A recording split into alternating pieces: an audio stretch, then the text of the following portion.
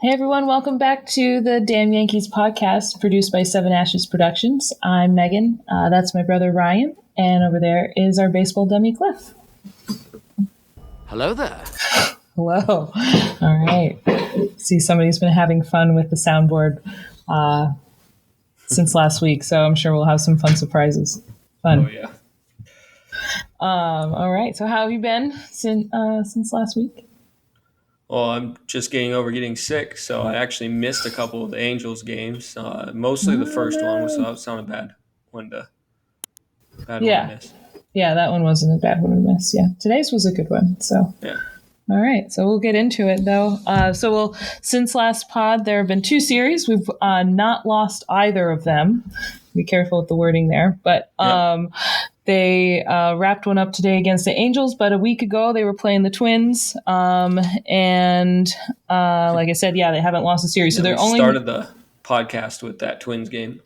Yes, exactly. And the first note I had was they dropped the first game and we were doing a live pod, or not live. Well, it wasn't really live. We were watching the game while recording the last week's pod. And it was awful. And we don't need to rehash all that. They lost 11-2. It was bad. So made for some sour emotions throughout the entire time. Just, it was hard to be being distracted. It was hard to be amped up about the beginning of the season. Yeah, it's hard to be positive about the good things that happened the week prior because of that loss. So we totally don't need to rehash that one. Yeah. They lost the second game of the Twin series as well. Offense was asleep. They lost that one 4-3, but they did end up winning the next two games. Correct me if I'm wrong. Is that the Holmes blown save? I mean, he came in the eighth, but he blew that. Would be blown save. Yeah.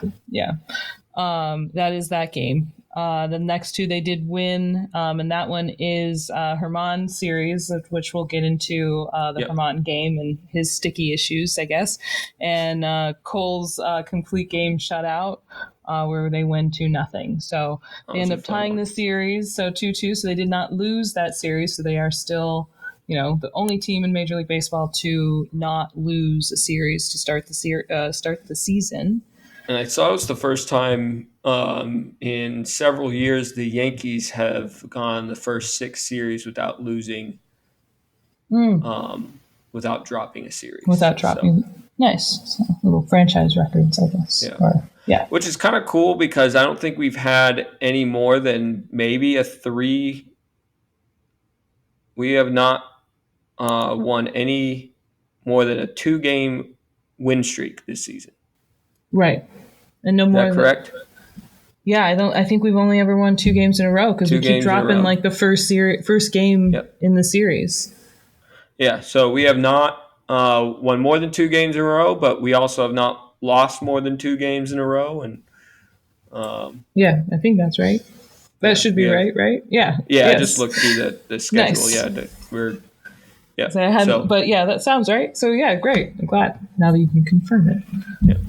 So, no streaks yet this year, so no crazy streaks. So, nice, which isn't bad. Like streak. For the fact that we are 12-7 now. Yes, I think that. As of Thursday. I forgot what day it was.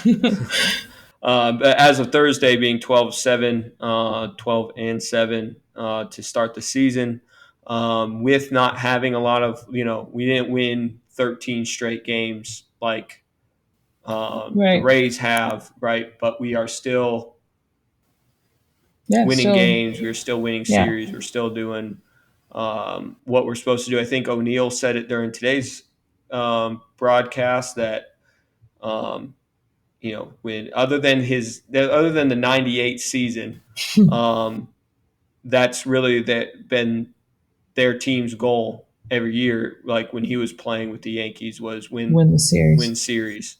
If you win a majority of series, then you're probably going to be in the playoffs. You're probably going to be a pretty good team. Position. They said that the only exception to that was in 98 when they were looking to be sweeping series. Yes, they were that good though. So they were something else. Yeah. Yeah. So yeah, not bad at all. I mean, wish we would have won that series, but and I think Yeah, one against the game got Twins. away from us against the Twins, but they did split it, so we didn't lose the series. Couple of the specifics from those games. Volpe gets his first home run in the Friday game. That one was the heartbreaking game where we pretty much should have won. Yeah, we were up Volpe, like 3-1 for most of it, I I think think. that's right. Um, And Holmes came in when it was 3-2, yeah, and and he just was but yeah, we not just, the Holmes all the of offense was in the beginning of the first half. game. Yeah, No cushion for run support, and Holmes comes in the eighth to face the top of their lineup, or the top hitters of their lineup, and yeah, which I understand that walks move. Buxton. Like he believes that he's the best Yeah, I didn't pitcher in their understand the bullpen. hate that Boone was getting for that. I mean, certainly do not agree with some of Boone's decisions, but especially bullpen management. But I agree with that decision. Like bringing Yeah, in your supposed closer slash best late innings guy, right? He's the one we're supposed to be able to depend on. So you should bring him in for yeah. the Yankee fans are heart of the known for lineup. having 2020 hindsight vision. Like everybody after that game knew that New, Holmes was going to be absolutely terrible in that inning, and how did Boone yeah. not know? That I mean, obviously the I truth of can't it say I is that wasn't that's not the nervous, case. Yeah, but yeah, like I was definitely nervous when he came in, and I was like, well, because he'd been up and down, but I yeah, think it was like and kind of that's up in in the most recent yeah. like game or something. But yeah, But in that yeah, moment when he's you have either it's a close game and you've got the best hitters up in that inning, you're going yeah, to put your best pitcher up there, at least what they believe at that moment is their best pitcher. So, yeah. The and obviously it only just was a down day for him. Yeah, down he's day either for him. really on, or the his pitch doesn't work and they're hitting it, walking people. Like that's kind of how it goes with him. I feel like that happens a lot with sinker type pitchers because the sinker, if it doesn't sink, it's a slow fastball. It's just like here's the meatball right there for Yeah. you. I I mean, mean, he throws a fast sinker, so I don't want to say it's slow, but like if it doesn't sink, then the yeah, movement is easy to hit for a major league hitter.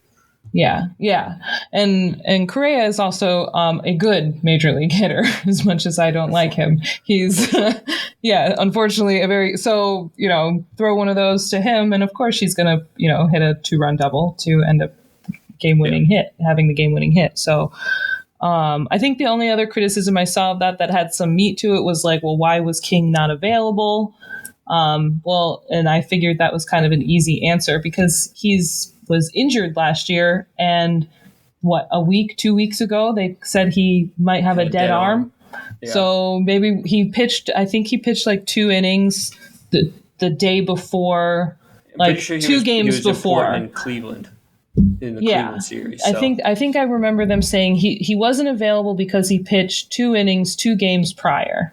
So like not the game before, but the one before that, he pitched 2 innings, and people were like, "What the hell?" And it's like, well, maybe if he wasn't, possibly having a dead arm and coming off a season-ending injury, they might maybe a consider different that. But story. I'm okay Yeah. with them, not rushing, an overuse injury onto King so far. We need him. So that I felt like I understood the question, but it was like just think about it for a second, and I think you'll have your answer. But yeah, yeah.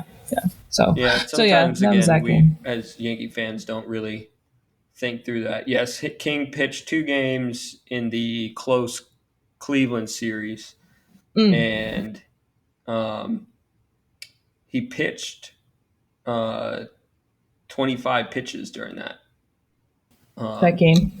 that game. So um, yeah, I mean So that's yeah, I mean, so they probably have him on some sort of limit, or maybe they don't want him to get up so much and get up in the bullpen. So and we I'm also again don't know okay what's with going on, and like these guys do some you know throws and things like they might be communicating too, where King might have said, we don't know these conversations. King might have said beforehand, hey, my arm is still a bit sore from sure, the like I need a Cleveland day or game, something. you know, And so we don't always know all those communications within the dugout. And so I know we Or want to Matt be Blake is like, give him an extra day. He need, Yeah. I can see, Yeah. who knows? Yeah. Who knows what they say? So it's like, just as coming from a coach, like who works with athletes, like I know when they communicate to me that says, hey, my leg is a bit sore, my hamstring's a bit sore, my this is a bit sore, whatever.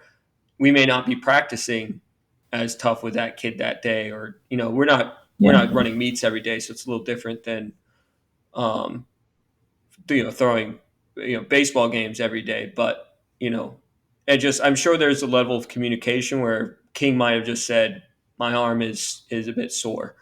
Yeah. Certainly possible. So if that was anywhere in the realm of possibilities, I'm okay with the take it slow with King and don't use him too much right now. And going with Holmes should be a good plan in the we eighth should inning. be able to trust Holmes. You should be able to do that. So yeah, that was not on Boone, and Holmes just shit the bed. We need Holmes to be able to step up in those situations. We shouldn't be afraid to use him. Like Yankee fans shouldn't be afraid that he's going to be in as our closer or in those tough situations. We should feel confident when he comes in. Shut down those batters, because if he is going to be our closer, that assumes that he is our best reliever. Closer, that's basically who you are. Is you are the guy who shuts down in the final inning, or the best part of the lineup, and he just didn't do it that day. So that's on him. Yeah. And I think he'd probably agree. I think that's, So the next game was the Herman Rosin sticky hands game. Yes. So they won 6-1. Herman's pitching basically the game of his life. And then all of a sudden, in the fourth inning, there's huddles of umpires and Yankees, and they're looking at Herman's hand, and the broadcast catches them say, "We told you need to wash your hands." And so then there was just a big uproar about it all. Yeah, they're using an interpreter during that part. That's true. I don't know his Twins coach, Twins manager Rocco came Baldelli. out, got thrown out. Oh yeah, he was hot. Yeah, he was pretty upset about the situation. Yeah, I think he said after the game, once I left the dugout to talk about that, I knew I wasn't going back into the dugout. He intended to get ejected in that conversation. So I'm sure a lot of times, coaches know too that this is what I'm going to do. This is not going to be a winning battle, but I need to make my point known. Yeah, for my guys, and I need to make sure that they know I've got their back. Probably very similar to Boone in the Cleveland. Sure. Yeah. I think there was a part where Boone was like, "Yeah, I'm not returning to the dugout." Yeah, here we go. Yeah. So to explain it a little better. How many is that, by the way? Is that his first one? I think that was his first. First one was a justified and good one. Yeah, right. We said, we said 10 this season, so we got to find out that actually. All right. We're doing pretty good pace.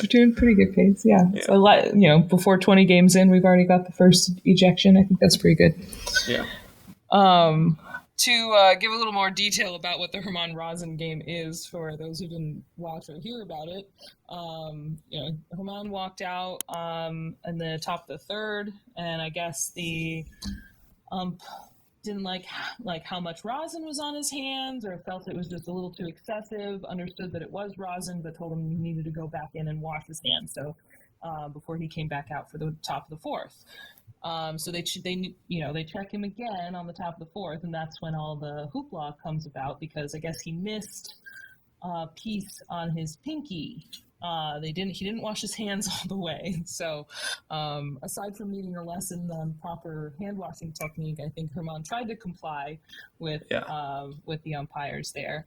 And then just so that people also understand, maybe going back a little bit further, why this is in place, like if you are an older fan or if you're brand new. Yeah, what are these hand checks dummy about? Or you're a baseball dummy. Yeah. Like why are umpires touching the pitcher's hands every inning? Sometimes looking lovingly into their hands while they Madison Bumgarner, which is kind of a topical. Yes, topical for today. But basically, it's that 2011 or 2020. I forget what. I think it was 2011 or 2021. Sorry, not 2011. I was like 2011. That's a long time ago. Was the year that it got enacted. Basically, pitchers were starting to their spin rates, which is the rate that the ball spins at, was going up a lot, which means that they were putting a lot of uh, pressure into those Yeah, means much more throws, movement on the much more baseball. movement. Yeah. And it also caused pitchers to be more wild. It became pretty dangerous for hitters, but also it became difficult for hitters to also hit curveballs that were breaking Yeah, there were some 18, pretty 20 amazing inches. pitches, but it was looking Yeah. like wiffle ball a little bit sometimes. So And so they found that, it was something that has always been known. People use pine tar. I mean, like, it's always been illegal to use substances since like the 1940s or 50s. It's been illegal to use foreign substances outside of rosin. And a lot of pitchers were trying to get away with using different things. I mean, pine tar was always the big one, but they've I mean, started there was finding other that. stuff. The spider tack that Cole was accused of using. Yeah, What were you going to again, say? thanks. Was like, yeah, thanks, JD. Yeah, But Josh Donaldson. that infamous pitcher, was it like Yadier Molina, or I don't remember who was the catcher, but the ball, he can't find the ball because It was stuck. it's stuck to his catcher's gear. Like, Yep. They didn't care when it wasn't in front of your face, but when you're basically doing what Michael Pineda did and putting pine tar on your neck and daring the other team to say something about it. I mean, when you're starting to get that just egregious with the amount and the kind of sticky stuff you're using, that it's going to stick to equipment without much effort. Yeah, Well, I you think could see it something on, needed to like, be I done. remember there was Buchholz one time had like Oh something yeah. shiny across his arm, and it was during the World Series. He Oh, and was they would tapping constantly it like touching their or belt. touching Their, their belt. They were touching underneath their hat. They were touching yeah, inside the glove. they were Like, very, this isn't very an obvious about it toward anxiety. the end. This isn't an anxiety touching my glove to like calm myself down. So Yeah. that's where that comes from. Is that it became excessive pitches. Like I said, they were becoming more and more. They were breaking a lot more. They were becoming a Yeah. lot more difficult to hit when they were becoming wild. It became dangerous for players. Like you said, that balls are getting stuck onto catcher's equipment. That obviously gets pretty No. obvious. Yeah, I could see Cliff looking at that one. Like, he's a 12-year-old. What?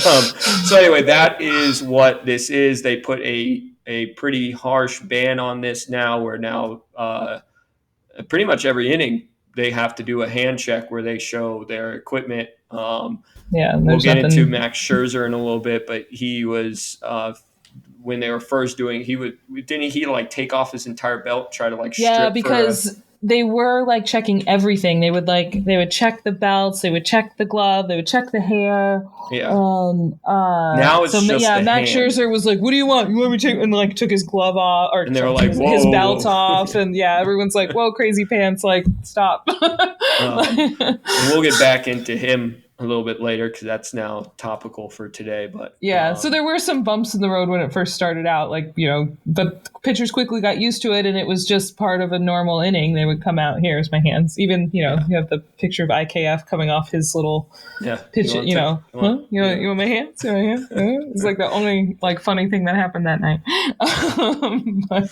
But yeah, so that's what Herman was getting checked for. So that's why they were touching his hands every inning in that game. Yeah, and they let him stay in, I think, because they tried to we already went over that. Sorry, we went back and forth, right? So yeah, they let him stay in, and that's what Rocco got. Yeah, he does. By. Yeah, he does lose his. He was pitching a perfect game up until that point, and he does lose that very quickly after he's told to wash his hands again to get the whatever off of his pinky. Yeah, but whatever. I mean, he was pitching. He still ended up pitching a great game. He goes 6.1 innings pitched, which I think is definitely his highest on the year so far. Career high. It's definitely his best performance this season. Yeah. Career high 11 strikeouts. So yeah, Yankees needed that performance. Herman needed that performance. So he's back in the conversation of fifth starter, at least in my book, and I'm sure in most people's. So as long as Yeah, I mean, it was just rosin what he was using, so I have confidence that wasn't the only reason why he was doing well. We'll see his next game. Yeah, we will see. Confidence / blind passion for the Yankees. Yeah. But speaking of gems, an even better gem than Herman's was Cole's the next day. That was a fun one to watch. That one I watched like pretty much most of it. I came in late into the game, but I mean it was fun watching Cole just dominate. Oh yeah. It was he was amazing. Complete game shutout. I think Boone had a comment after about how it's not a complete game shutout, it's just a shutout, which I don't get. I think I think most people would agree it's a complete game shutout. My face was the same as yours, Ryan. I'm confused as why he's saying it's not a complete game. It's like if you throw a 7-inning shutout, like if you go 7 innings and you pitch a shutout, you can still call that he pitched a shutout for the piece of the game he pitched, right? Like that's still a thing. But didn't he go all 9 innings? He did, but what Boone is saying is that it's redundant. Oh. It's not I mean, exactly. That just sounds like it's a pet peeve of his. Yeah. I'm like, he stopped. That was the very end of his press conference at the end of the game. And he was like, before I go. and said that. I was like, it's not a complete game shutout. It's like, okay. Yeah.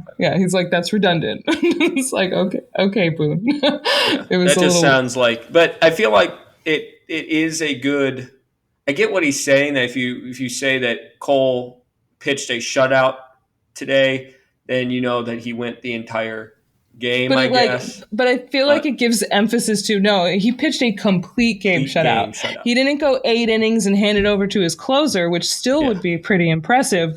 But no, he pitched a complete game, all 9 innings. He threw 27 outs, shutout. It should have been. He threw. Let's see. He was throwing a no-hitter into the 6th inning with 2 outs, and the ball that made it a hit lands right in front of Hicks. And I initially was like, of course. And you didn't look like you ran in front of it. And I kept that. I didn't tweet it. I was like, we don't need to be overly mean. Maybe critical.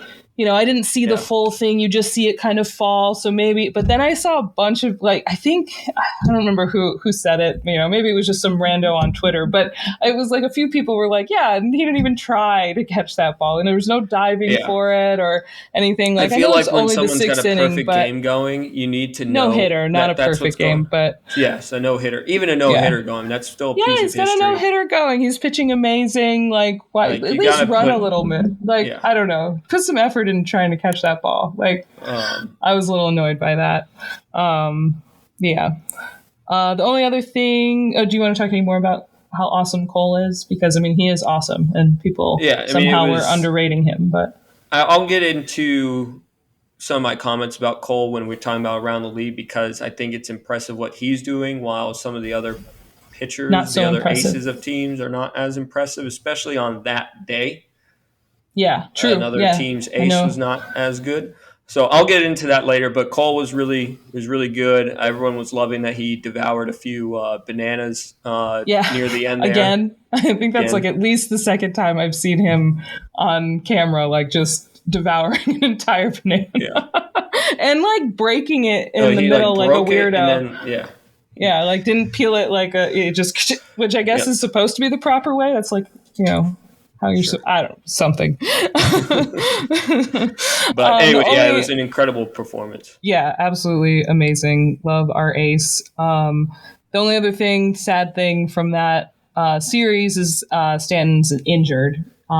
He hits a missile of a ball that looks like it. Everybody thinks it's going to a home run. Michael Kay calls it wrong because he thinks it's a home run. That's how I saw it, it was hit so hard. I thought that the ball hit the back of the bullpen. I did too, and bounced back. I thought it did too. That's what I thought happened, and especially because Michael Kay is calling it a home run. Sure. And then I was like, oh no, that's a double. And then so he pulls into second, and as he's decelerating and coming into second, he pulls his hamstring. Ends up being a grade 2 strain.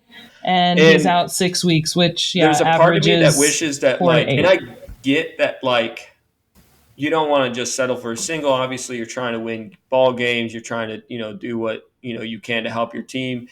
In hindsight, I just wish We he were kind of just already said, up. Yeah, I yeah, think we were like already just up settle like 5 for or 6 first to 1. base. That was the 6-1 game. Yeah, exactly. Yeah. Sorry, you cut out there. I didn't realize I was talking over you. Yeah, settle for a single because we're up 6-1, and I think at the time nobody really realized that he was injured because this was kind of a surprise the next day. Nobody noticed that he kind of like grabbed at his hamstring. He did the let me.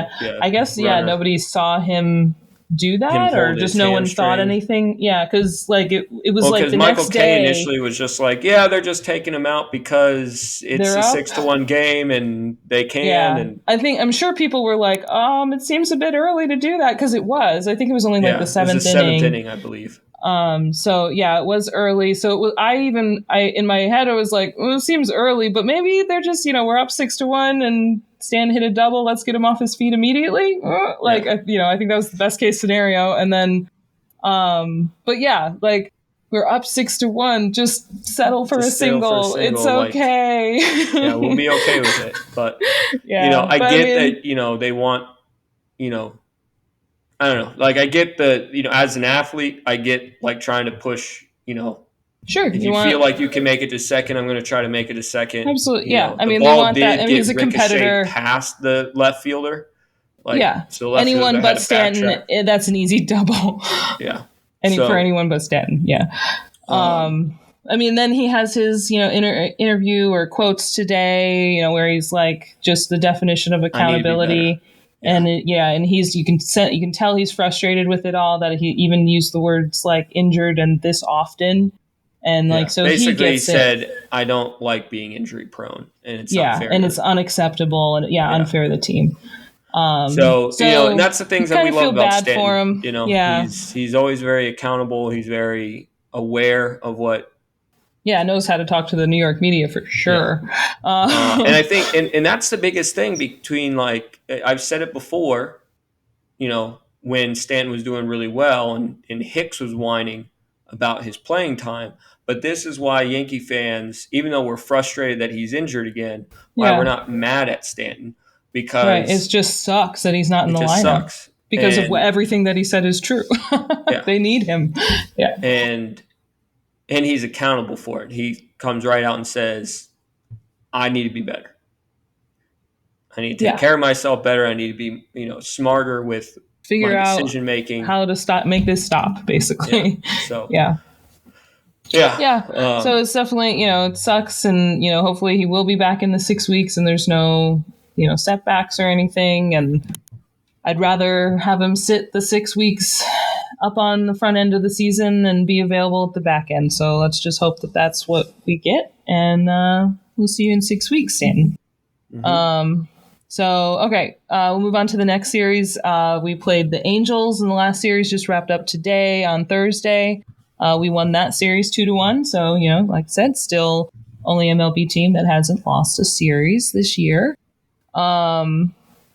Fourth straight series that we start with a loss, too. Yeah. Game 1 is a loss. That's the Schmidt game, and he pitches pretty terribly. Can't get out of the fourth again. Pretty Schmitty game. Yep, would love to be able to say that in a good way, but... What'd you say, Ryan? It's a pretty Schmitty game. You missed it. Pretty Schmitty game. Oh, that was really I feel like you're way late. Button. Yeah, you gotta find that button a little quicker. Sooner. Well, I didn't hear you. Well, pay attention. Yes, but we lost the Schmidt game, but then they did lose the next two. Brito gets to have his redemption game, and he pitched much better. He not like he pitched the first deep. Two. He didn't get far in the game, but but he did his job. He went 4.1. He went into the fifth, so better than Schmidt, certainly, and much better than the previous outing. And that's what you want to see especially from a young pitcher. He's able to bounce back, and he didn't let it get to him. Now, he was certainly... he only gave up one run. It was just more of a situational why they pulled him. Yeah, right. I agree. And he was also... I mean, he was supported by great defense that game. Judge has two amazing plays, one to rob a home run from Ohtani, another diving catch to keep that game tied. Later in the game. Home run, a diving catch. Yeah, Judge was doing it all out there. Yeah, he hit a home run that game. Had a high pitch count by the fourth inning, so I'm sure that played into it. Did I write down? 84 pitches. He only had 3 walks, but I mean, he was hit around a little bit. It wasn't it wasn't the first 2 gems that he pitched, but But it wasn't the Twins. Exactly. He did not give up 7, 9, however many runs in 2. 7 runs and 2 outs. Yeah. So definitely and it will sucks, take that. You look at his ERA, it's 5.40. It's like all of that is in one game. Oh, I know. Basically. I know. All of it except for 3 earned runs is in one game. Sounds right. Yeah, that sounds right. But King did come into that game, pitched the next 2 innings. Okay. Basically. Yeah. And and he pitched really well. That was Wandy and King, right? That game, Wandy pitched today too, but Wandy and King Wandy came in and pitched that game. He did get credited for the blown save in that one. Right. Yes, he did. But sorry, I was thinking about the Ohtani at bat, but that happened today. Just kidding. Against Wandy. I'm just kidding. But let's see. Yeah, that game was kind of slow, and they got their first 2 runs in the first inning. Judge hits a 2-run home run with Volpe on. That sounds like that's going to be a common thing. Love that. But then they go silent for the rest of the game. Very similar to that Cleveland game, first game of the Cleveland game, where we got those 2 runs early and then we went silent. And that's kind of, even today, we got 5 runs in the first inning and went silent. And then they don't score until the 8th. Or 7th. So that game they left 9 runners on, 9 runners left on base, 0 and 9 with runners in scoring position. That's bad. Gotta be better. I mean, we gotta especially the day after the Stanton news, or we gotta be bad more news ruthless when it comes to our hitting. We do really good in the first inning. I feel like there's been a lot of games where I feel like we've come out and hit well in the first inning. They tried bunting twice in that game. Who did? They tried the Yankees. They tried the Volpe and Waldo. Tried bunting. Yeah. Volpe was what a terrible bunt by Volpe. But don't have Volpe bunt. Yeah, no more bunting. But it was that one. They was just need to be more aggressive. They need to. It's common thing for the Yankees not to be able to hit with runners in scoring position, not to be able to hit. What's the word? Needed situational hits. Situational hits. Yeah. We're not very good at that. It almost cost us today. Luckily, we squandered it, and then the 7th, 8th, and 9th inning we put it back on. But it almost cost us again today. We had a 5-run lead to begin the game, and we got it down to 20. Or 2 runs, sorry. Yeah, I was like, got it down to 21. 21, sorry. Right. Got 2 runs and then a 3rd run. I mean, they had a chance to tie the game at some point. I remember being like, geez, this is ridiculous. And even tweeted out Wandy came out got bases loaded, and yes, and he got out of that, thank God. But part of that was the ump's fault. Ohtani, did you see Ohtani's at bat with Wandy? I was on game day as that was happening. Oh, okay. So I was only seeing it. Yeah, I wasn't seeing the game. You were seeing the little cartoon, and So Wandy steps in, and all of a sudden, I just see he's just what, what's going on? So the pitch violation, and he gets a ball. Yeah, and I saw that he got a pitch violation to start. Yes, and so they're saying he wasn't ready. And if you look at the clock, that's true. He didn't pitch the ball within, before it hit 0. So technically true, but then they show like Ohtani, what Wandy was trying to say to the umpire was, but Ohtani wasn't ready. He wasn't ready at 8 seconds, so I didn't start getting ready myself. And so when they played that back, he wasn't ready at like 7 seconds. They're supposed to be ready once the clock hits 8 seconds. Right. So it hit 7 and he still wasn't fully ready. I think maybe he was just getting there. And so technically they missed a violation on Ohtani, and it should have been an 0-1 to start that at bat. Instead he throws 3 balls, but the fourth, to get walk. Yeah. So that sucked. But whatever, ends up being a moot point because he gets out of it, and only one run is scored earlier in the inning. And that Rendon is a terrible. Yeah, he was like popped up to shallow left, and got out of that. So and then they started hitting again after that inning. They kind of realized that, oh crap, we actually could still lose this game. We went to bed, and I guess we'll try again. Yeah. IKF had the game of his life today. I know. Two amazing catches that he probably. I missed were both not of needed them. to be. You missed both of the catches, or because I was at work when the game started, right. And so I was watching the beginning of the game, and as I'm leaving, I think that's when he gets his first catch. Is as I'm leaving, and I can't. So MLB TV is awful, and I can't get it on my phone when whether I'm connected to Wi-Fi or not on my phone, because I tried both because I was on campus. Weird. And nothing was working, and I just kept pushing MLB TV. Finally, I was like, you know what? I'd rather at least hear the game. So I switched to audio. And I think when that happened, it was like, IKF makes a great play. Here, John Sterling. And I'm like, what do you mean IKF makes a great play?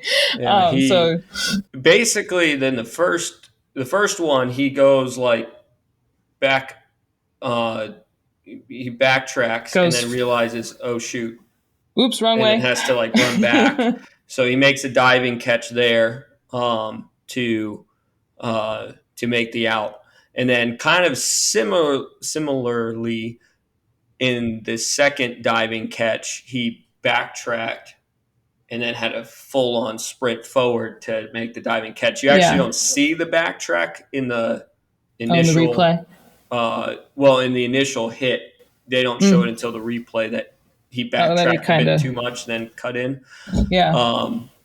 So initially, it just looks like he just ran in and snagged it, Takes and then the best when they route come into the next part of the inning, I think Michael Kay was like, "So, well, IKF's catch looked really good, and it was a really good catch. It had a 99% catch probability." I did see that one of the catches had a 99% catch probability, and the other one was like 80%. Yeah. So they were really great catches, but he kind of made them have to be really great. I mean, he's still learning the outfield, but these are also plays that someone else doesn't catch. So there were a few that he had to come in. There were 3, as I recall, that he came in to try to catch, and only caught 1 of them. Yeah. So I'd rather, at least he put it, stuck his body out there and tried to tried his best to catch it, and he did catch it. Yeah. So that's, if he wants to quit, a big hit again today during that 7th inning. Yeah. RBI, a couple RBIs for him, I think, in that game, or that hit. So 2 RBIs. I think it was bases loaded double or single. Bases loaded single. Yeah. Basically, I mean, definitely IKF game. We got it early this year. No home run, but no home run, but I mean, he did really well. He looked happy. I mean, that's a good thing. I'm glad he did well. I would rather him out there than Hicks. So absolutely. I mean, don't Hicks twist still that. Don't twist that with I want IKF on the team. I think he's a redundant player, but if we're keeping the 2 of them, keeping somebody, it's going to be him. I'd rather Hicks. Yeah, or I'm sorry. I'd rather IKF. Yeah. Hicks did not play well in the game that he was in for Cleveland. again. So I mean, And he was I've in said what it games pretty did much he? every podcast at this point, but Yeah, and when which games did he play for this one too? the Like first there were one, that's it. That was it. The boos were like so loud. Yeah, he only played in the first one. I think someone pinch hit too in the second game, and he wasn't chosen for it. Yeah. I think Hicks came in as the runner for Stanton. I think you're right. Yeah, in the that's 6-1 right. game. So, he's not getting a lot of playing time. There was some comment, I guess, that I think you tweeted it out that Boone said that Hicks was going to get some opportunities with Stanton, and you're like, how many more opportunities are we going to give him? Yeah, like haven't Which I agree. we experimented with this enough? The addition of today of Cole Calhoun, I was just going to bring I feel like points toward why do we need him now? Yeah, I was like, why did we pick up this other outfielder now? Like I mean, he's assigned to AAA. Yes, he is assigned to AAA. Yes, and he's like 35 years old. He's 35 years old. He's very old. Very old. 2019, though, he did hit 33 home runs during the COVID season. He hit 19, which was only a 60-game season. But the last two seasons combined, where he played around 180 games total, he also hit 19 home runs in those games. So he definitely has declined, which is why he was not picked up. But he obviously has some power, and he's played a lot better in those two seasons than Hicks has played. So, if the Yankees do, grow some courage and decide to DFA Hicks, this might be a move that indicates that, I'm hoping. But I'm sure it's also partially to bring in some depth with Stanton's injury. So. Yeah, and that's true. With him being out 6 weeks, that's true. Yeah, if there's another outfield injury, I mean, there's not much that we can pull from, unless they want to bring back up Florial, who actually has been doing pretty good in his week returning. I saw your prospect tweet out, and then when I saw Florial on, I was like, I guess he is in AAA. He's a AAA guy. He's king of AAA. Yep. Yeah. So that's pretty much the series wrap up. Yeah, well, a couple injury wrap ups, and this is relevant for the outfield things. Bader, I heard Susan say that she thought that he's supposed to, as long as he felt well after his workout, that he was going to go to Somerset tomorrow or the next day to start a rehab assignment. So, and I saw Sevy is on his way for that as well. To Tampa, right? Yeah, he's going to go to Tampa, and then he should be in a rehab series. Shortly after that, hopefully. So he's getting closer. So those are two good news things. Rodon not so much. Is confusing.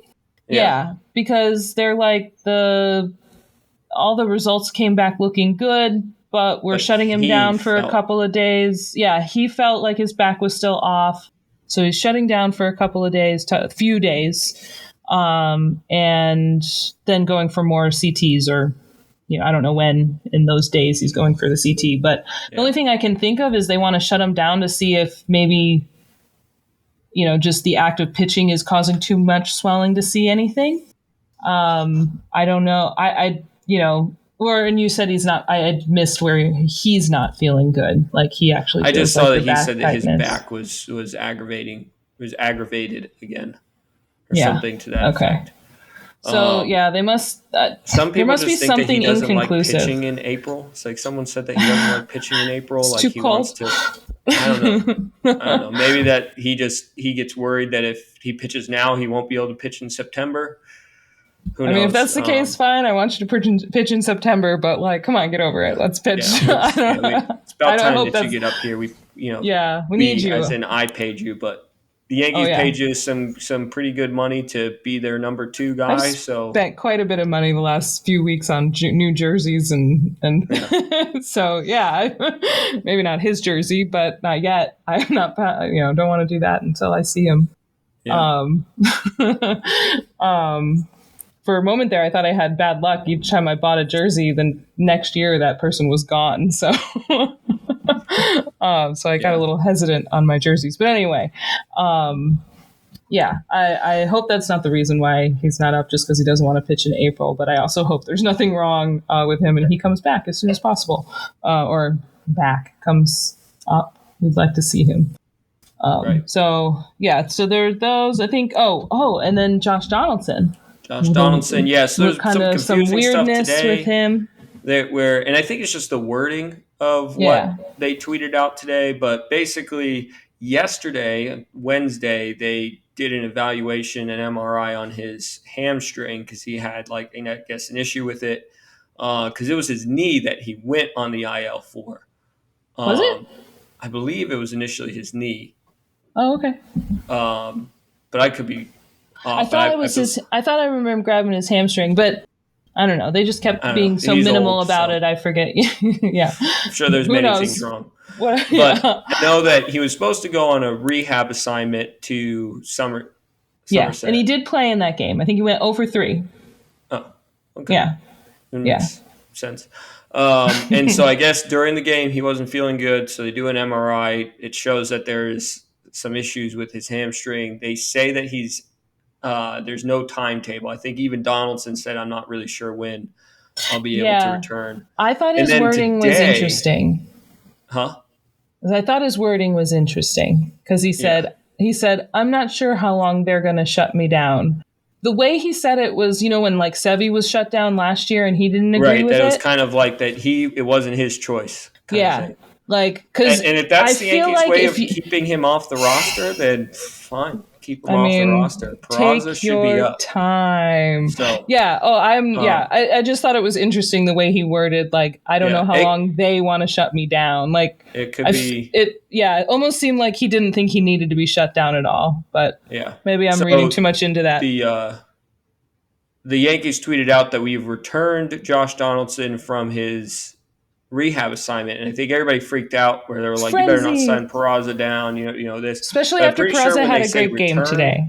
Yeah, Peraza did have a really good game. And the return, I think it's more of return to the IL, not return to the lineup. I feel like they would have said we are reinstating. Yeah, he'd be reinstated to the active roster. Not we have returned him from Somerset. And like you said, Hoke. I'm pretty sure that's that. And Hoke, I think, pretty much confirmed that. Yeah. He tweeted out, this means nothing, really. Yeah. This means he's not playing in any rehab games anymore. He has to be reevaluated and, heal again before he can continue forward. So by Saturday, I'm sure this is old news with Donaldson, but who knows? Yeah, he's up and ready. He's playing on Saturday now. I'd be so upset if that's the case. But, me too. I really don't think it is. It sounds like, if they send him back for an MRI, they're clearly being careful with everybody, and maybe they are using it as an excuse to get Peraza some major league at-bats. Yeah. So anyway, Peraza did really good. I know that we want to get moving on to around the league here, but I also do want to point out Volpe has been really good in this past series. His batting average is still under 200. It was above 200 to start the day, but it fell under 200. But he got on base twice with 2 walks. I think leading off, I don't know for sure. I don't remember a stolen bag today, but he has the second most, or at least going into today's game, the second most stolen bases in the league. I think he has 8 this season. Yes, I tweeted that he had 9, but they took away the stolen base early. I think it was a no contest from the day before. So he had 1 official stolen base yesterday. Only IKF stole a base today. Okay, so he has 9 on the season, but he's 9 for 9, and But he walked twice today.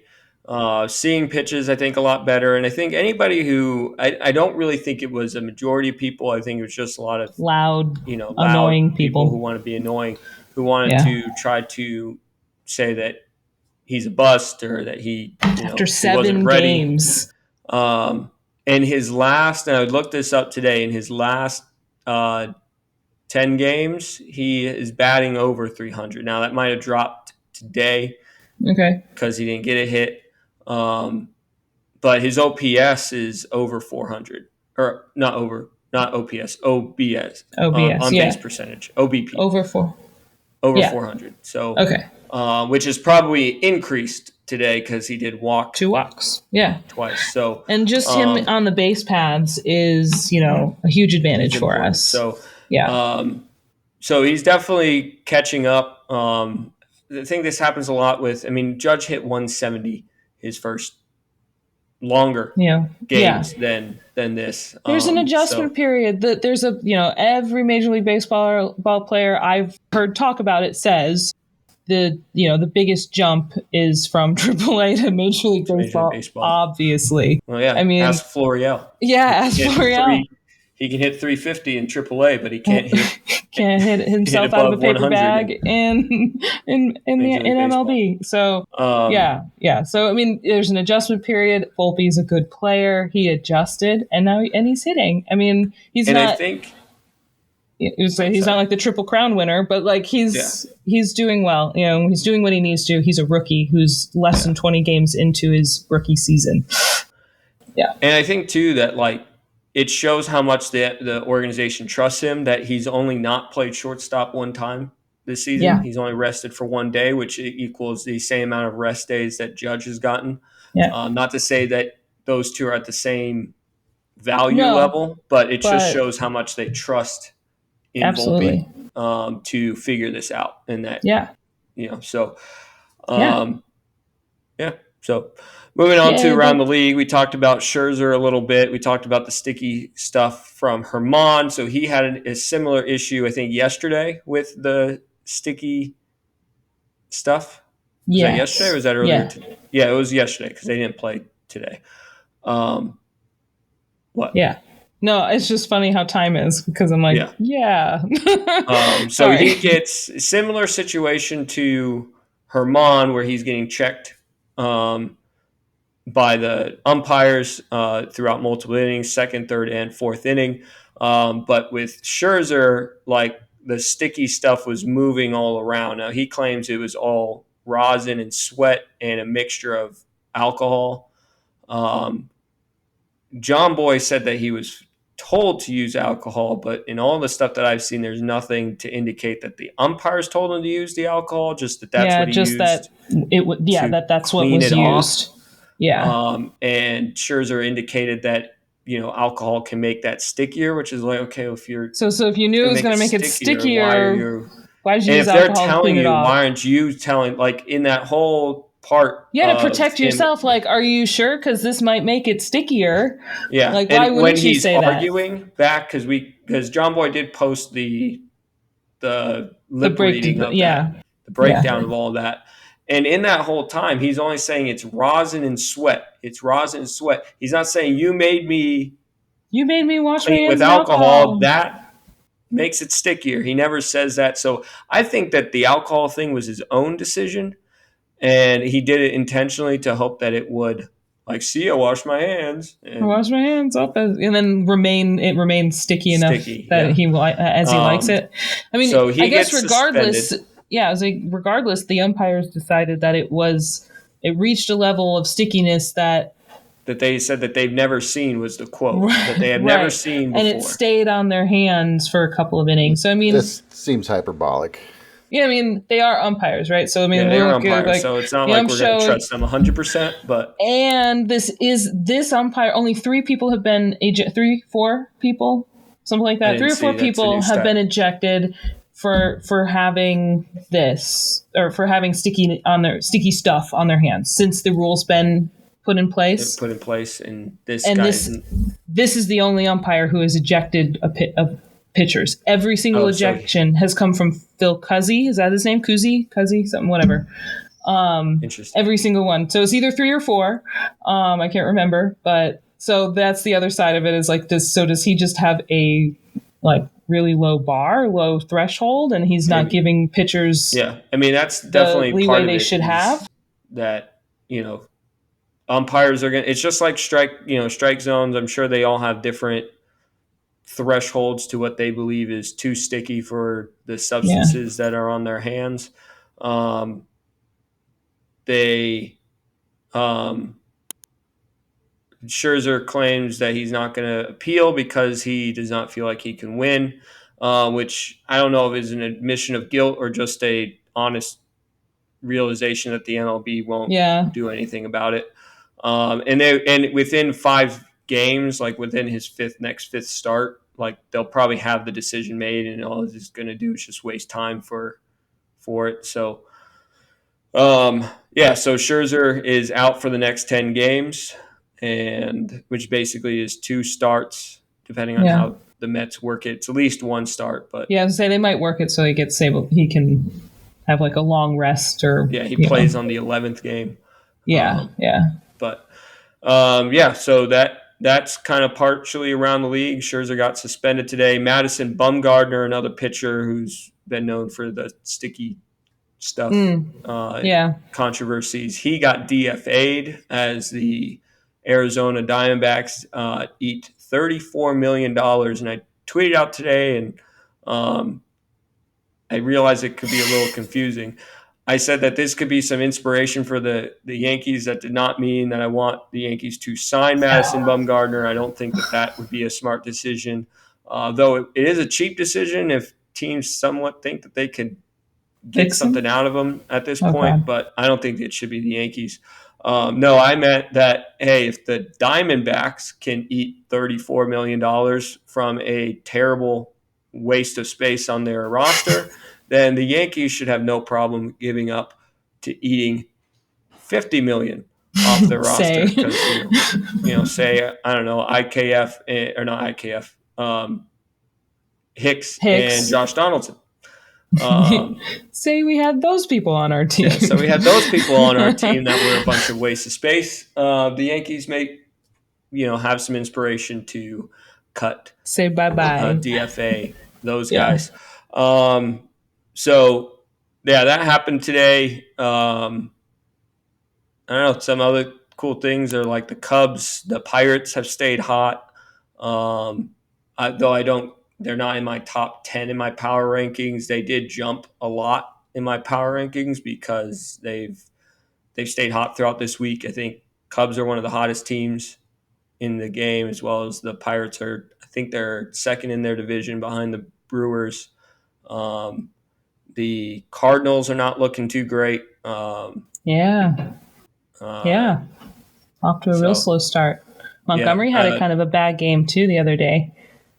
Yeah, Montgomery had a bad game. Miles McCollus, or however you say his name, he's off to a terrible start. He got that extension early in the season, and he's not been looking good.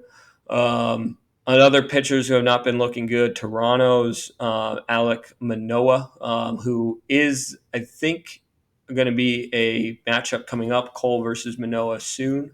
Game 2, Game 2. So I think that's Saturday's game. Yeah. So when the episode drops, that's the pitching matchup. So Manoah's not been off to a good start, and I saw a pretty interesting take that like last year he had one of the slowest pitch to pitch timings. Oh, so you think the pitch clock has really hurt him? Maybe his weight is causing part of this. I mean, I know that it's needs kind of more a common take that like he's fat and overweight. Sure, I mean, people like to make fun of him for, but I'm sure he might have that weight. That's what he uses to help him pitch. Like I don't think anybody should be making. We talked about that with CC Sabathia too. That when he tried to slim down, he didn't pitch as well. And we don't know. I don't know the stats of how long CC's pitch to pitch timing was. Yeah, but it does seem like that could be affecting him. I mean, if he doesn't have enough time to recover, or exactly. So his ERA is really high up Barrios, who has been struggling for years, his ERA is not looking good. So the Blue Jays, who they still have a really good lineup, like they hit really well. They don't get injured all that often. What did I see? The 3 of the top 5 batting averages in Major League Baseball are on Toronto. Yeah. I mean, they still have a really good lineup. I mean, Vladdy, Bo Bichette is off to a really good start. Yeah. So they still have a really good lineup. They're going to be a really good team, but their pitching staff is not as good to start the season as they were last year. So those are a couple of things around the league that and drama-wise, it's going to be nice to see Cole versus Manoah. Oh, yeah. I'm excited. Manoah called him the biggest cheater in the game. Yeah. I mean, I know he was doing that just for because they like to say Toronto shit. He just likes to start stuff. For Toronto in general beg for a rivalry between the two teams. Yeah. I mean, the Yankees are just like, are you there? Like, what is this? Like, what are you saying something? But all off season, the Blue Jays are, Vlad was at some cookout and he was like, the Yankees I've never joined the Yankees. They're terrible. Or, he said I've never in my life. Team. Yeah. Never. Okay, cool. Okay. We didn't ask. We didn't ask for it. We got Anthony Rizzo. We're good. We're good. We don't need you. I love Rizzo. He had a perfect day today. We didn't mention that. We didn't mention all at bats. 3 for 3. 3 for 3 with 2 walks. So So love Rizzo. He's off to a great start. What did I say? His batting average is 344. 344. I think something like that. Yeah. So he's off to a really good start. OPS is over 1. Yeah. I know we're getting back toward Yankee stuff, but Torres has been kind of declining. He's kind of on his bad streak. Torres did? Yeah, he had 1 hit today. Towards the end of the game when everybody was, when everybody was hitting. Yeah. And he did have the walk-off sac fly yesterday. And apparently that's the most for the Yankee. Like, he has the most walk-offs as a Yankee since 2018. A lot of times when there's a walk-off situation going on, it's Torres is around it. So, but it makes sense too. Extend the man. Yeah, I mean, it makes sense where he hits in the lineup. Judge probably starts that off. Rizzo gets on, and then we've got an opportunity to win the game. Look at that. Yeah. We've got our 1 through 5, 1 through 6 batting order is great. Yeah, it's the 7-8-9. It's 7-8-9. That's however, our 8-hole today, Trevino. He had a big bases clearing double. Yeah, very good day. Love Trevi. I hope he can repeat some of the magic of last year. Yeah. The only thing I had was that Gio came back to the Bronx and it was happy and sad. Oh yeah.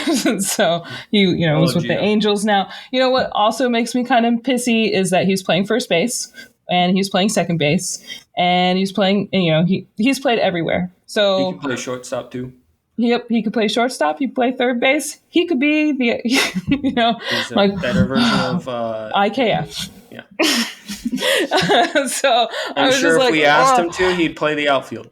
He probably would. I was about to say, doesn't he play all those positions too? But he's really slow though, so I don't know if if he could be in the outfield. He probably would not have made those catches that IKF did today after making a mistake. Even with a 99% catch probability, I think Gio may have had a hard time catching up. Maybe I'm being too harsh, but I love Gio, and I wish maybe Gio though may not have made the same first step mistakes, but anyway, Gio did return. That's true. Might not have made the initial. In a different uniform again. Especially just it always hurts more that we got Josh Donaldson for him. Yeah, it's like we didn't get anything good. Well, and I also saw a bunch of stuff going around that was like, you can't tell me that when we got Josh Donaldson, you thought that Gio was going to be better. And I can honestly tell you, you're right. I didn't think that Gio was going to be better than Josh Donaldson. I remember thinking, okay, he's we're not losing anything in the defensive department, and we're probably gaining a better bat. So I use that to talk myself into accepting this trade. Yeah, I didn't just want never this. happened.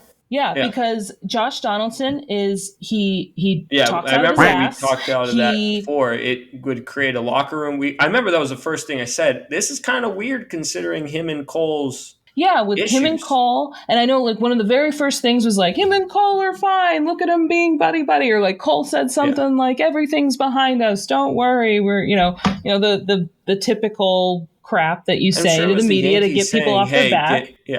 I'm sure it's part of the Yankees doing it too. And I'm sure, I think there was something else that came out too that said like Cole is okay with this trade or something. So like something suggesting that they might have, like they might have asked Cole like, if we did this, would you be okay? Or, hey, we did this. Are you good with it? Maybe is how it went. But because I don't know if he would have been. They probably, he's not Judge. They might, but I do feel like, I don't know. They feel like they would have respected him enough to say something like maybe the early. I don't know. There. Yeah, and knowing that. Yeah, he's like, he throws Cole specifically under the bus when he's not by far the only person using spider tack that year. And Cole's proven this year that he doesn't need it. Right. Absolutely proven to everyone. Like everyone just needs to shut up because he's a top 5 pitcher, if not top 3, top pitcher, number 1 pitcher in baseball. Yeah. Like, so crazy enough, Shohei Ohtani is probably one of the top. Also, yes. Yeah. True. His ERA is also under 1 to start the season, I think. Yeah. Well, and so I remember talking myself into the Josh Donaldson trade going like, okay, I don't like this, but okay, like he should be better. And I'm like, but we're giving up someone who's so loved in the clubhouse, in the fan base. Everyone loves this guy. I mean, his call was like Gio Urshela, the happy fella or something, right? Yeah. Like he was just, and that kind of like happiness is good to have in the clubhouse. I think that's also why, the mood isn't so damper right now. Volpe's in the clubhouse. He makes everybody happy. Rizzo makes everybody happy. Like Waldo makes everybody happy. I was going to say Oswaldo is always, smiling. The young guys are good fun. Good, So I just want to say for the record, no. Like I was very sad. We were hoping it would work out, but we were not happy about it. Yeah. All right. Are we good for power rankings, or is there another? I don't think I found it. No, I didn't write anything down, so I don't remember. I'm going to go again 10-1. I'm keeping Arizona Diamondbacks where they are. I'm just still excited about this team and how they're using the new rules, using their speed. They are another team with a lot of young players. They obviously have a management who cuts terrible players off their team very quickly. So priorities seem to be in the right place. Yeah. So I keeping them at 10. They did have a decent week, just not as good as they were, I think, previously. So a lot of people were moving them down, but I'm keeping them at 10.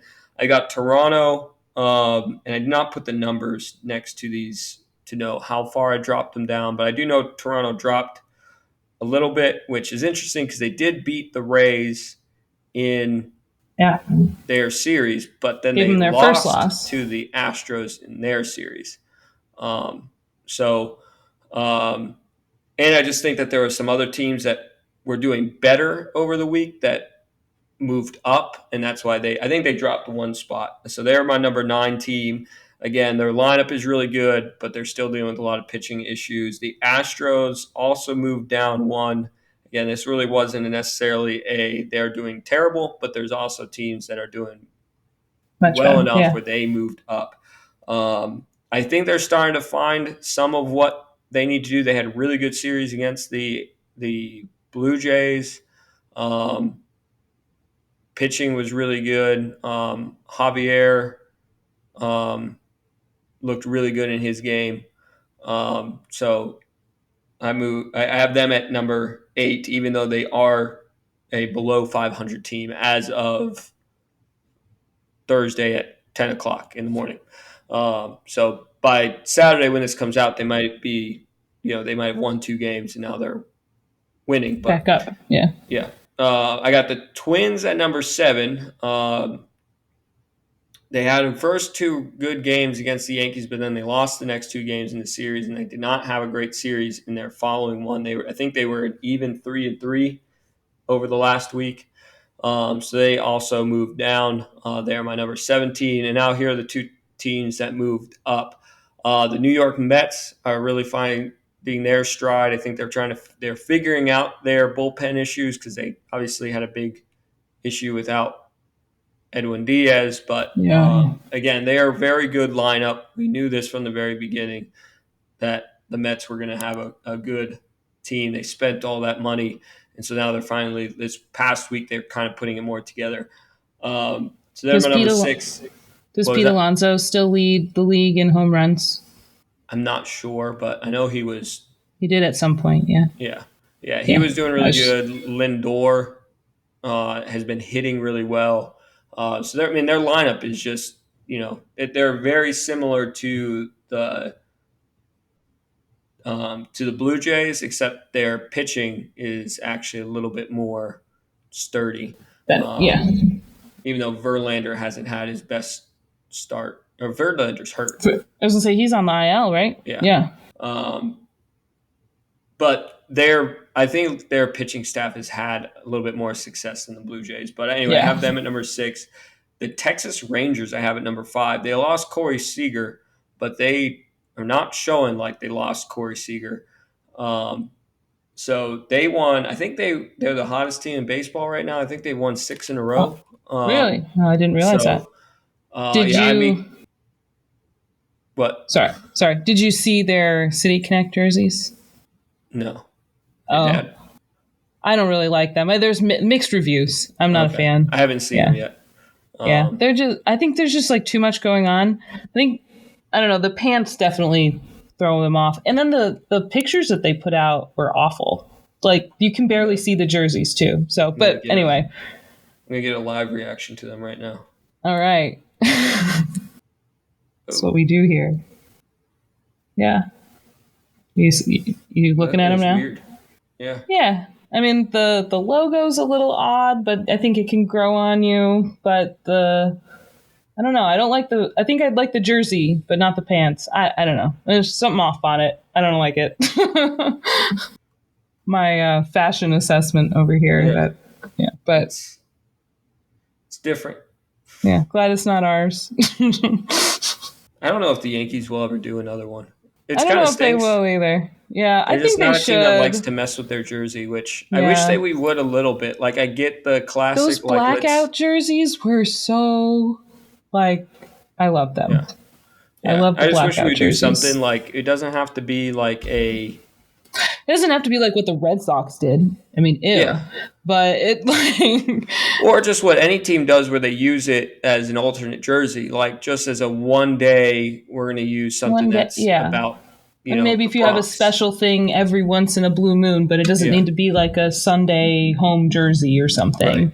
So, but yeah, it would be cool if they would just loosen up just a tad. Let them have a City Connect jersey. I get the legendary pinstripe jerseys, our home jersey, and that's all we ever do. But which is fine for our main thing. But like you said, like for once in a blue moon to do something different. 4th of July weekend or so, I don't know, just something would be cool to have a new jersey. Would be nice just for one game. Speaking of the Yankees, they're our number 4 team. Don't have to get into that too much. They do drop down one spot.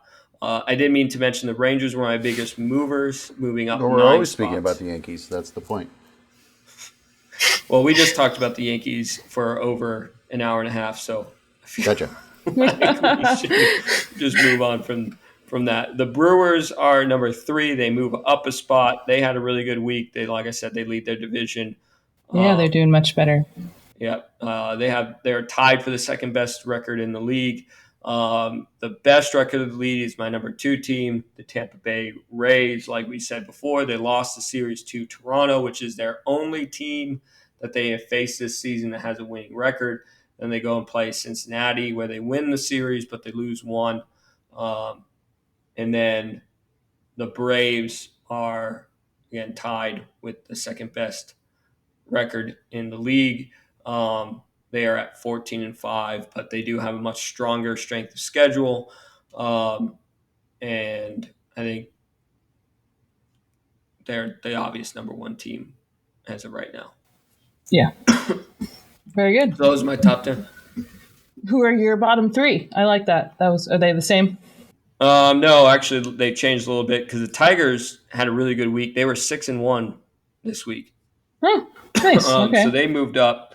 So my bottom three are, of course, the Oakland Athletics, which we actually didn't talk about with around the league. Right. They yeah.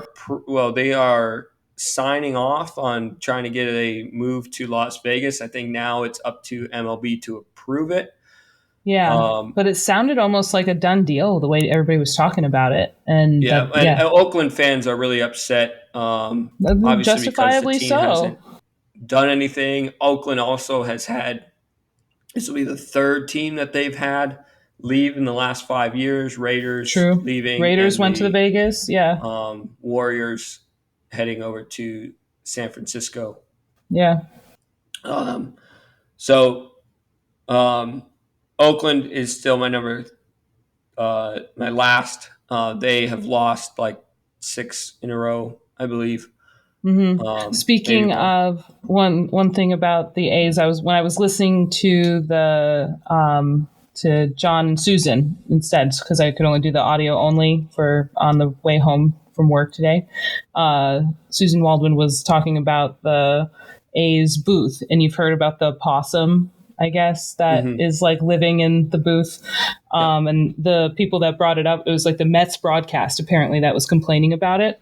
And she basically was like, they're being a bunch of babies. Possums don't hurt anybody. They were there when we were there last time. And she was just like, you're a bunch of she didn't call them any names, but she was just like, get over it. I thought that was a little funny. Kind of funny. But yeah. The Coliseum has, like, everybody knows of the possum. I was just like, it's just the possum. They were there last year. Yeah. For number 29, I've got the Royals. They are the coldest team, I guess, right now. They've lost 9 straight games. Again, that's as of Thursday morning. So they are they're my number 29, second worst team. Washington Nationals moved up a spot from the 29th to 28. So Oakland, Kansas City, Washington are my 3 worst teams. Sounds about right. Colorado's getting there. Yeah. They've also had a pretty bad week. So, other big news today, and I don't know how he's doing. I can check. Today is Fernando Tatis's first game back. Yes. I was going to, when we were wrapping up something else, I was thinking about that. But yeah. I can check right now. Padres versus the Diamondbacks. They're winning. The Padres are winning 2-0, and Tatis has struck out in his first at bat. All right. So, Tatis is back, so that will definitely, give a boost to the Padres lineup.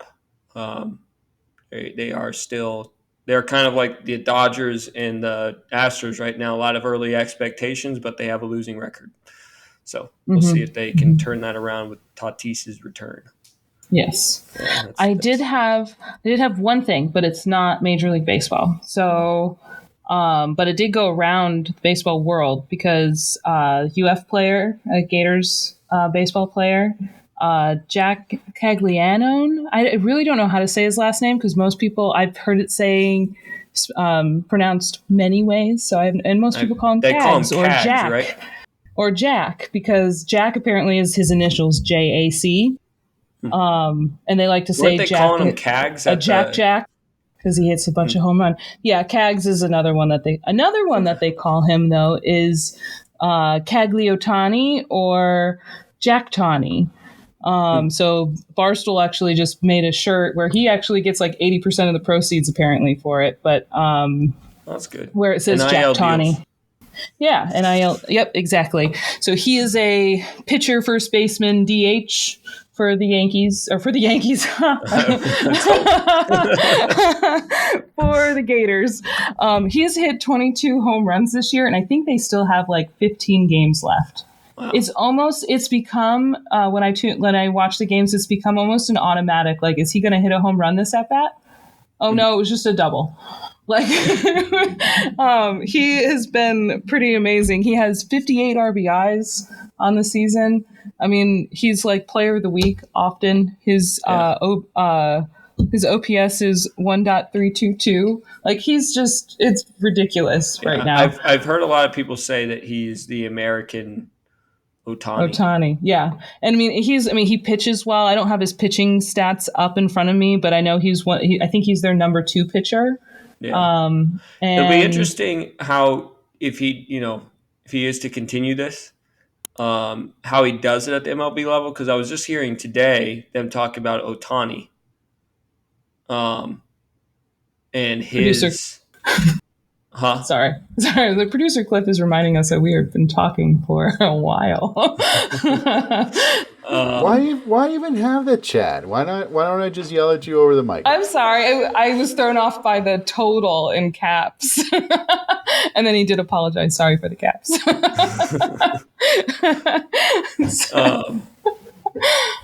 So Ohtani, and I think we've heard this before, but Ohtani doesn't take BP before games. Oh, that's right. I forgot. But yeah, we have heard that before. They said it again today. Okay. I guess their batting coach, Marcus Timms. Oh, interesting. Yeah, he mentioned again that, he doesn't take BP. I guess today he was sitting on a couch watching TV. Like, I'm assuming they said it watching TV as if he was. I'm sure it was like watching. He's just like watching The Office. I'm sure it was watching film, but he said it like he's just watching TV. Just chilling. But he doesn't take much BP, and part of the reason is because he doesn't want to overexert himself with how he manages both. And so it'd be interesting. Like, they were basically like, it's impressive how little he does hitting practice and how productive he is in his hitting. And so that'll be interesting with a guy like Cags, who's, a college player, hitting with a metal bat. Right. Yeah. There's always going to be how that's going to change shift. But it's pretty cool to see in college baseball right now, especially it's for the exciting. Gators. It's really exciting. And then, the thing that went around, everywhere, at least in probably the Southeast, was a pitcher was ejected for showing a little bit of emotion. Brandon Neely was ejected for just saying let's go. I was showing Laura Grace that the other day. Yeah. And then the guy who was it Cags who was coming in? Yes, that was him. He hit a grand slam the next, I think it was the next inning, or the bottom of that inning, and he comes and just dead arms and the Gators played it off like, oh yeah, it's his penguin move or something. They were kept trolling on Twitter about it and no excitement here, only business. And so it was pretty funny to see that. It was just good on him for just showing the umpires how absolutely ridiculous they are without showing them up, because you can't do that. That was what I was I know there was something with the ump show that I was thinking was but that'd be this week in the ump show is them ejecting the Gators pitcher for showing sorry to Betty, but competitive nature. Have the shortest some of those tempers. So I know there's probably a fine line between allowing competitive outburst and crossing the line into bad sportsmanship and taunting. And the only thing I could think of is that he was facing the batter when he did it. And I guess that's what it was. But it's he didn't. Worse. I've seen people say he said, "Let's go." Exactly. I've seen guys go. F you, F you, F you as they're walking off. There was a guy from Louisville who did that a couple years ago. College baseball. So I was really surprised, and it was home. It was a home game here in Gainesville, huh? And just the fans were you giving the umpires crap. Even at the end of the game, they were still laying into them. So that was not a good day for the umps that day, but good game for Cags. When you were saying that, Ryan, I just kept thinking about that John Boy clip of Gardy getting tossed out for just sitting there in the dugout, and he just said, "Terrible." Well, you're talking about when he was Cameron Maben said like fucking terrible behind him, and they thought it was Brett Gardner, and they threw back, and he was like, me, I didn't, it wasn't, and Maven's just back there like, yeah. And then it just keeps going. He goes, so am I out? Yeah, and then he has to he jukes Boone and gets around him because Boone's trying to hold him back against the umpire, and he's like, no, how are you gonna throw me out? I didn't do anything. Yeah, that was a funny I miss Gardy. It's a funny one. Yeah, Gardy was good.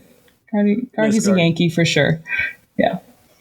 Much better than turned down Hicks. playing with the Blue Jays because he wasn't going to play with any other team. He was like, no, I'd rather go on my boat in South Carolina than be a Blue Jay. Play in Canada. Yeah, what? No. Yeah, no. No. All right, yeah. I think we've talked enough for today. Cliff is going to be upset about the amount of rendering we're going to have to do for this one. All right, it's going to take... I'm barely here. Megan woke me up for this, so... Yeah, I did wake him up, literally. So, but we did it. All right, well, thanks for watching and listening, everyone. Yes. Yeah, thank you. Much happier podcast this week.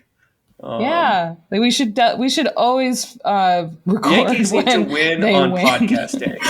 Yeah, this is just a general rule. Podcasts are, and they need to win that day every day. Yeah. So follow us at @damyanks_pod on Twitter and Instagram, and then damyankspod _, at Facebook. Subscribe, smash the like button. Whatever hit the notifying bell. Do all the things. Subscribe to the channel. So. Listen to us on Spotify, too. We're on Spotify. Yes, we are on Spotify. Yeah. So, again, like and subscribe to us there so you get all the notifications of our... Ryan, I'm going to make you a little intro for your power rankings next week. Okay. Little audio sting. Sounds good. We're excited. Huh? We're very excited. Can't you tell?